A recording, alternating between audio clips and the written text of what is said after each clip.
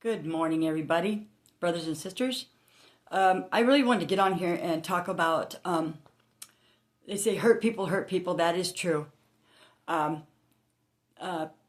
People that are hurt and unhealed, um, like me, we have to heal from our childhood. We have to heal our inner child. And so, like, my innocence was taken at 5 years old. And so, from that point on, there was always trauma bonds with exes that I just cut the cords to. Healing that inner child, because I believe your inner child, all the fear that was put into me, and everybody's projections of pain and anger and hate toward me, really affected me as a child growing up into adulthood, and that's when I got into addiction. And because the pain was so great, I didn't tell anybody that my cousin had touched me until I was 25 years old. So can you imagine holding that secret in until you were 25, from 5 years old to 25? That put me into a tailspin, into a rage. But when I finally did tell my dad, he lost it. But it was freeing for me because my cousin had been unalived because he touched other children. And so there's people, and there's a lot of people that are unhealed in this world. I chose to do the inner work, the inner shadow work, to heal my inner child, the little girl who was always told to shut up and sit down. You are seen and not heard. That really damaged me growing up too. And as my father used to say, no fat chicks allowed. That really damaged me as well because before I hit puberty, I was a chunky girl, So, and then plus all the schoolmates bullying me and calling me names, and so that all played a factor into, my childhood. So I'm still healing from that, but when I started going through the transformation and, like I said, looking inward, doing the inner shadow work, I was able to let go of all of that, and then God has taken it. So, but it seems like, even as an adult right now, like even this year, it was hard for me to go and look inward. But when I finally had to, I don't have to do anything. I got to look inner, even though it hurt like hell. And it does. It hurts to look deep inside yourself with everybody else's projections negatively affect your life, and all the hurt and all different kinds of abuse, and so, but now I've never been so, the little girl, the inner child that's in me is free. She's free. I've never felt so free in my life. And I actually talk to my inner child, and I'm gonna tell you what, this is what I say. I tell her, it's okay, you don't have to, there's no reason, you're safe, you don't have to be afraid anymore. Nobody's gonna hurt you. And so, growing up too, I watched my mom be abused by men, badly. We're talking like bad abuse, not just surface little scrape or black eye. We're talking some serious stuff here. And I said when I got older that I would not ever let a man touch me like that or abuse me in any way. And it happened because I was around it. My intentions was good, but because of my inner child was so wounded, that's the kind of men I would look for, thinking that was love. And it's not love. Love don't hurt like that. Love don't hurt. If a man or woman has to put their hands on their partner or mentally abuse or verbally, yeah, it's nothing fun. So, or physically, none of it is good. And so, So cutting off the trauma bonds, because I know when, like, I've been in relationships with narcissists, and they are unwilling to change. They are unwilling to change because of their pride and ego.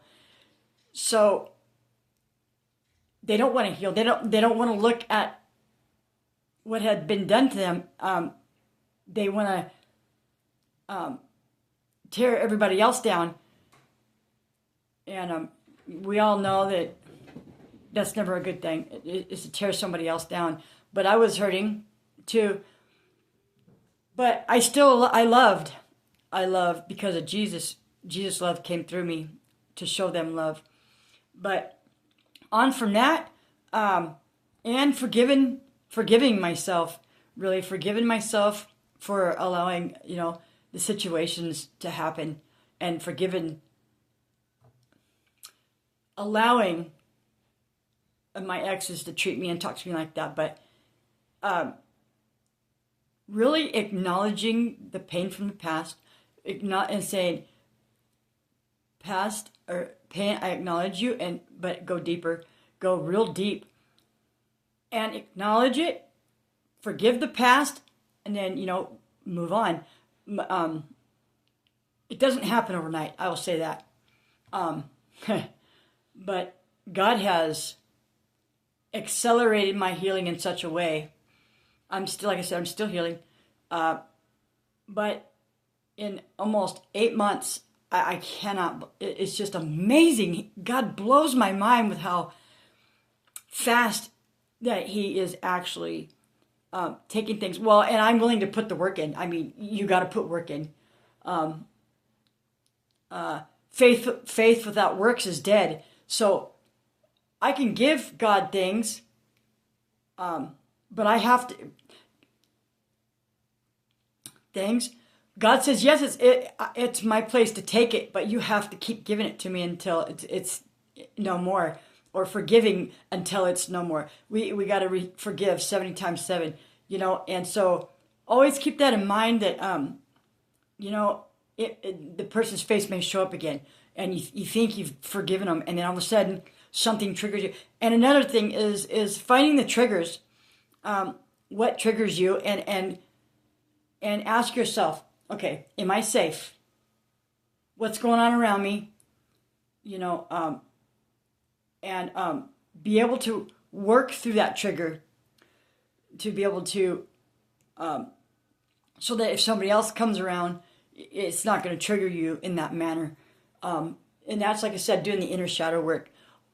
Well, that's what I wanted to talk about today. It is actually inner healing, inner healing your inner child, and moving forward with God. And like I said, it hurts. It hurts. Another thing, because my mom, she was trying to get me to self-sabotage since I was a little girl. I got locked up in a mental institution when I was a little girl. And, nobody can use my past against me. My past is sealed off. God found me pure in heart. And,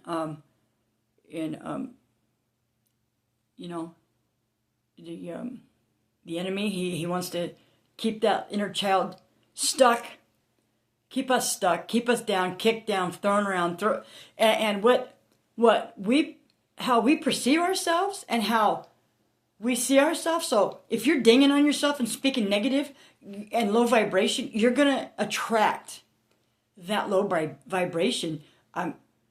It's not going to be very good. But if you love yourself and start respecting yourself and say, I will not settle for less anymore. I know my value and my worth. And the more you heal, the brighter your light and your energy gets, the